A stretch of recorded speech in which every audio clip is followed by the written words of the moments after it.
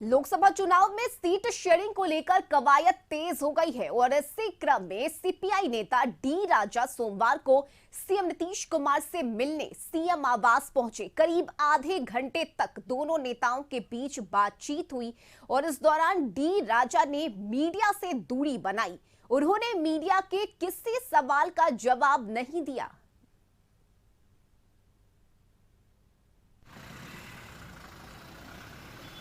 तो करीब आधे घंटे तक दोनों नेताओं के बीच मंथन हुआ।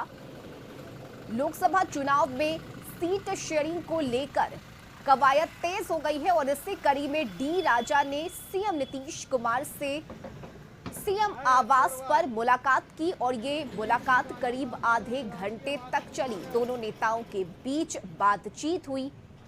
वहीं इस दौरान डी राजा ने मीडिया के किसी भी सवाल का जवाब नहीं दिया। तो सीपीआई के राष्ट्रीय महासचिव है डी राजा और ऐसे में सीट शेयरिंग पर आईएनडीआईए गठबंधन में अब कवायद तेज हो गई है। लगातार चर्चाएं हो रही है और इन चर्चाओं के बीच डी राजा और सीएम नीतीश कुमार की मुलाकात हुई है। और न्यूज रूम से सहयोगी अमित इस वक्त हमारे साथ लाइव जुड़े हुए हैं। अमित, सीट शेयरिंग का फॉर्मूला क्या होगा, किसे कितनी सीट मिलेगी, ये सबसे बड़ा सवाल है। हालांकि दावेदारी भी की जा रही है, लेकिन इस बीच डी राजा और नीतीश कुमार की ये मुलाकात कितनी अहम मानी जाए?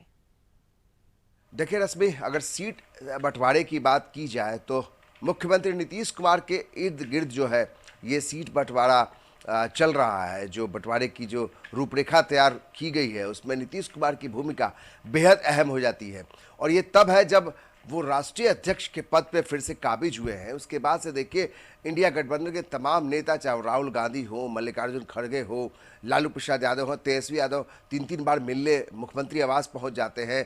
अब डी राजा पहुंचे हैं। समझिए किस तरीके से एक तैयारी चल रही है कि किस तरह से कि नीतीश कुमार को मनाया जाए। जो सीट शेयरिंग को लेकर किस तरीके से बंटवारा हो, उनमें एक बड़ी हिस्सेदारी नीतीश कुमार की है।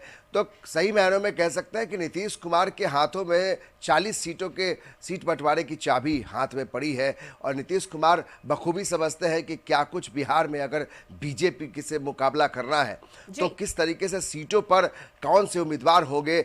16 सीटों पर दावा जेडीयू कर रही है, हालांकि 17 सीटों की मांग है। 16 सीट पर वो उनके सिटिंग कैंडिडेट हैं जेडीयू के, जब वो 2019 में बीजेपी के साथ चुनाव लड़ी थी तो उसमें 16 सीटें जीती थी, तो 17 सीटों का दावा है। अब बताइए कि 23 सीटें बचती हैं। इन 23 सीटों में आरजेडी कहती है कि जितनी बड़ी संख्या हमारी है वो अगर विधानसभा में 80 सीटें हैं तो हमारी दावेदारी ज़्यादा बड़ा होनी चाहिए। तो आप समझिए एक तरफ से आरजेडी बड़े भाई की भूमिका में यहाँ बताने की कोशिश कर रही है, यानी वो भी चाहेगी कि 16-17 सीटों से कम ना मिले। इसके अलावा लेफ्ट के लिए बस्ती कहाँ है? लेफ्ट और कांग्रेस के लिए सीटें 7 से 8 सीटों में ही समझौता करना पड़ेगा, जबकि कांग्रेस पहले ही 10 से 11 सीटें मांग रही है।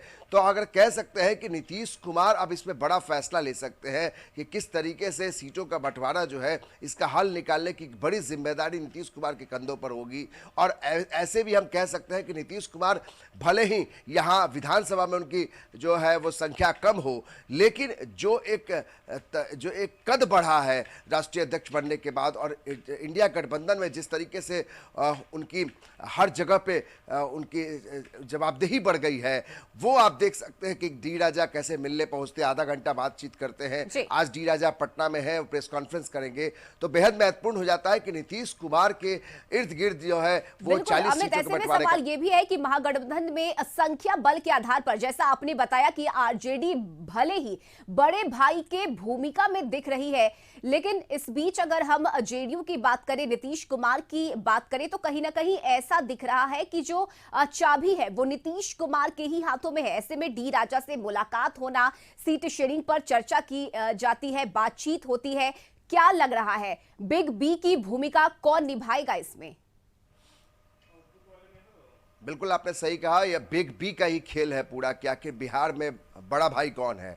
ठीक है, आप संख्या के आधार पे बड़े भाई की भूमिका में राजनीतिक तौर पर लालू प्रसाद यादव हैं, उनके बेटे तेजस्वी यादव हैं, 80 सीटें विधानसभा में है। लेकिन अगर आप कद की बात करते हैं तो कद में नीतीश कुमार भारी पड़ेंगे। और जिस तरीके से तमाम जो लेफ्ट के नेता है या फिर कांग्रेस के बड़े राष्ट्रीय अध्यक्ष मल्लिकार्जुन खड़गे जो संयोजक बनाए गए, लगातार लोग संपर्क साधने में लगे हैं नीतीश कुमार से।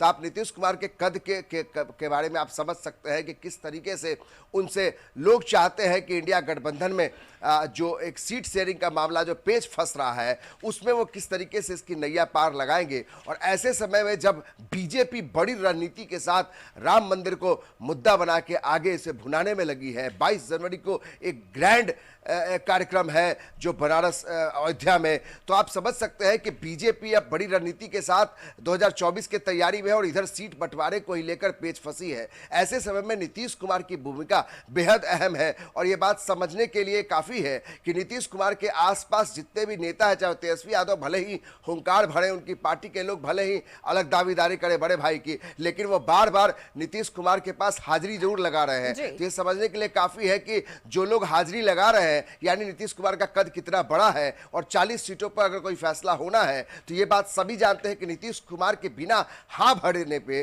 कुछ नहीं हो सकता है। और नीतीश कुमार के तमाम नेता बार बार हुंकार भर रहे हैं, कोई 16 सीट कहता है, कोई 17 सीट कहता है। तो आप समझिए सीट बंटवारा हुआ नहीं है और दावेदारी पक्की की जा रही है। यह बताता है कि किस तरह से फ्रंट फुट पर आकर जेडीयू अब तैयारी कर रहा है कि इंडिया गठबंधन में नीतीश कुमार को आप अलग थलग करके कुछ भी हासिल नहीं कर सकते हैं। चलिए, बहुत शुक्रिया अमित आपका तमाम जानकारी के लिए।